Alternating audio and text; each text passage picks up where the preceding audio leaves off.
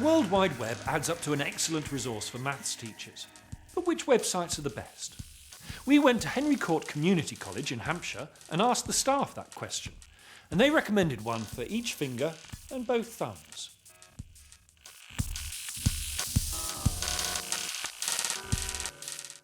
At number 10, it's a site that gets up and gets down with a fun and physical approach to maths.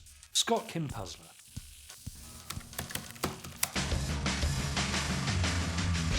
We liked it, even though it is a simple site. We actually liked some of the concepts and ideas in there.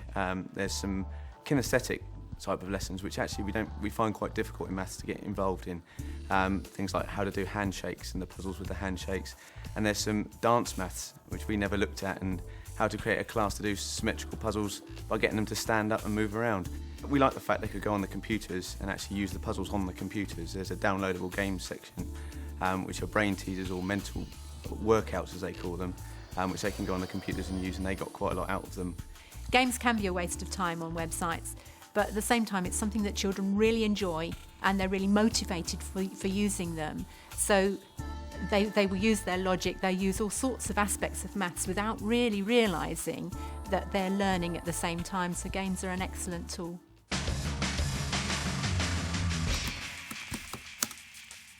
Some sites are more focused on getting academic results.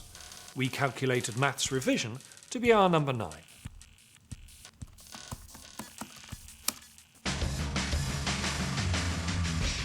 It's a really good site for the children that think, help, I've forgotten how to do that. They can go, they can put in the topic that they need. It comes up with a nice, clear, short explanation of what it's about. It's got some examples so that they can look through the examples. They can even print it out if they want to.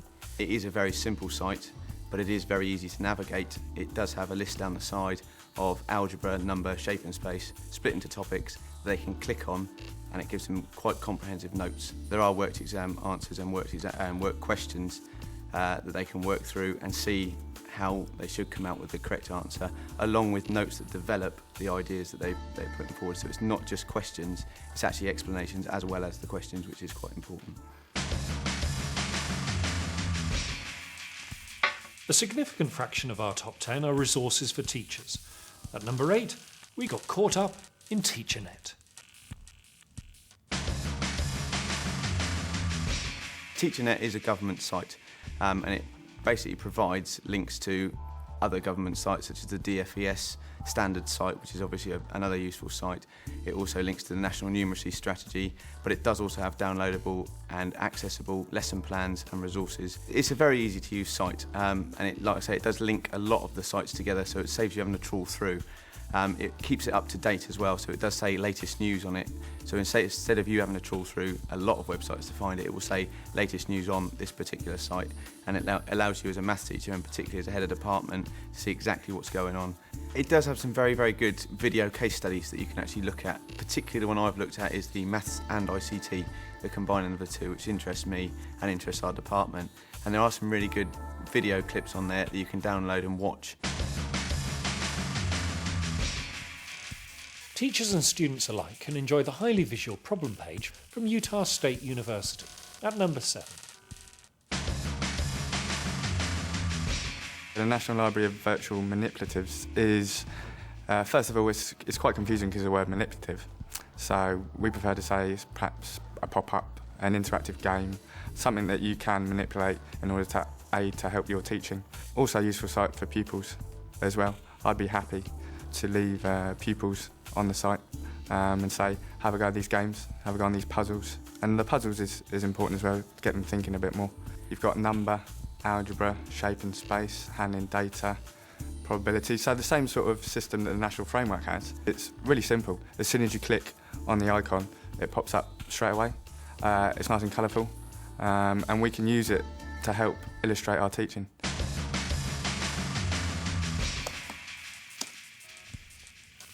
What's at number 6? The solution is puzzles.com.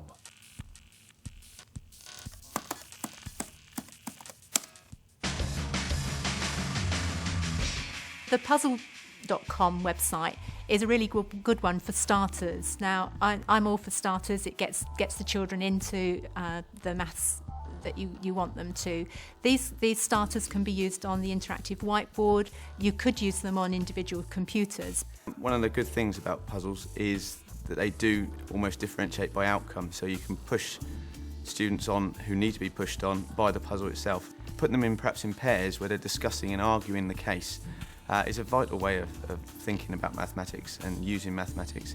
And puzzles do that, where they can argue amongst each other or disagree with each other of how to solve particular puzzles and actually look at different ways of thinking about it. We're 50% through our top 10 websites for maths teachers. Stand up and be counted if you like our selection at number 5.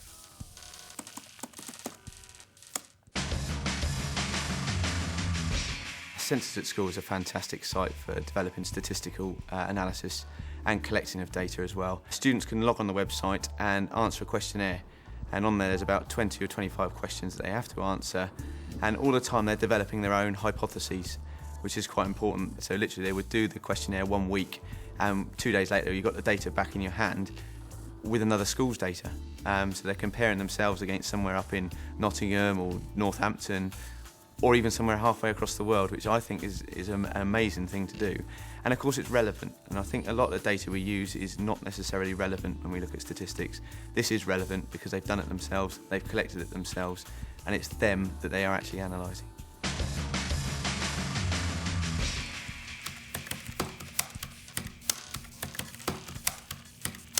At 4 is a delicious all-round resource for students from the BBC. Bite Size is a great site. It obviously has comprehensive revision notes for them to use, but it's done in a very kiddie, student-friendly kind of way. You know, it does need to be pushed on a little bit more, and they can use it a lot more. I think there is an element of perhaps now we need to go into looking at using it for interactive teaching. But I do think Bite Size is very good at what it does. It does have the critical areas that they need to cover. It does it in a very student-friendly way. It does have games, which actually does appeal to students, and they don't realise they're playing games and revising at the same time, and they really enjoy using it.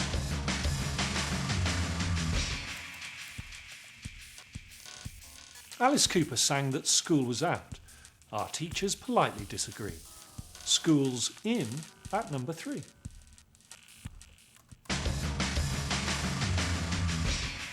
I would direct a pupil towards an interactive tutorial after perhaps I've taught a topic, or perhaps even before I've taught a topic.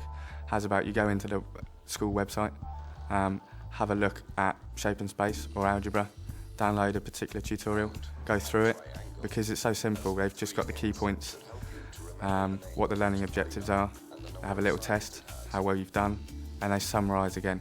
So it's really easy, useful for a pupil to see how well they know a particular topic, and it only takes about 2 or 3 minutes to go through the tutorial, so they can be happy that they know about that topic. I think it's important students understand when they've got something right and know when they've got something right, and know when they've understood a concept. You know, getting the answer right is quite a satisfying thing, and they can obviously see that straight away. If they don't have that particular concept right, or the idea or the question correct, it guides them in the right way. These hints should help you to remember the name of each polygon. The way it delivers it is really colourful, simple, and audio as well, which is something a little bit different, which is something that a lot of the websites don't have, and it's quite a quirky thing, a little bit of an audio tape, and so I think it's something a little bit different that a lot of websites out there don't deliver, and it is school.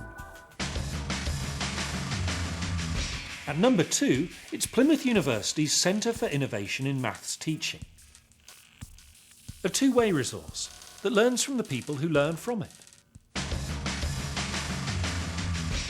CIMT is a fantastic website. I've been using it now for 4 years when I was introduced to it, and you just love it.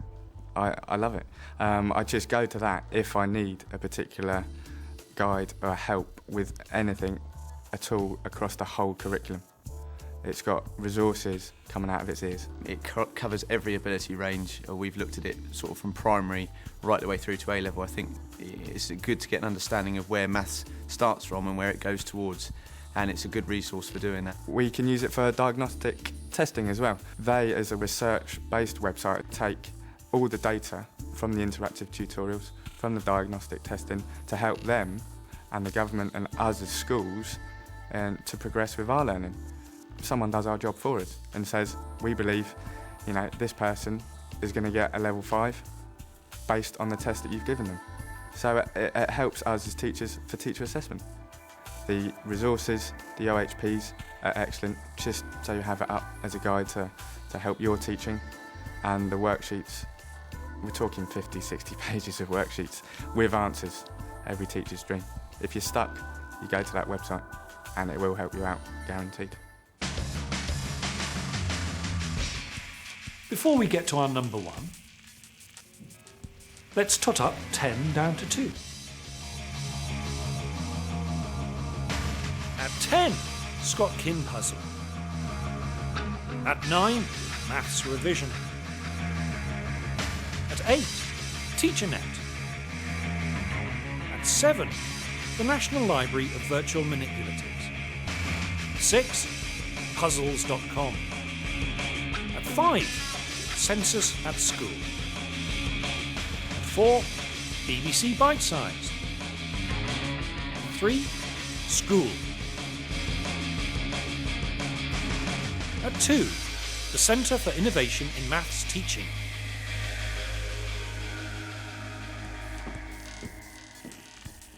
So what did the staff of Henry Court Community College recommend as the number 1 website for maths teachers?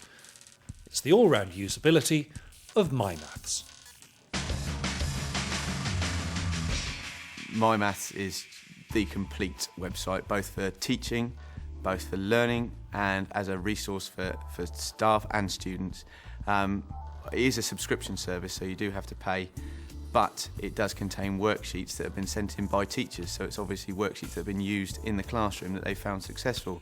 It has interactive tutorials that students can log on to and go through the tutorials. It keeps a record of the tutorials they have done and gives them a score of what they've done based on a traffic light system. It does contain a section that includes D to C boosters, which is obviously very important to try and get up to that C. It also contains a section boosting A's to A stars. And it's very concentrated on particular subject areas.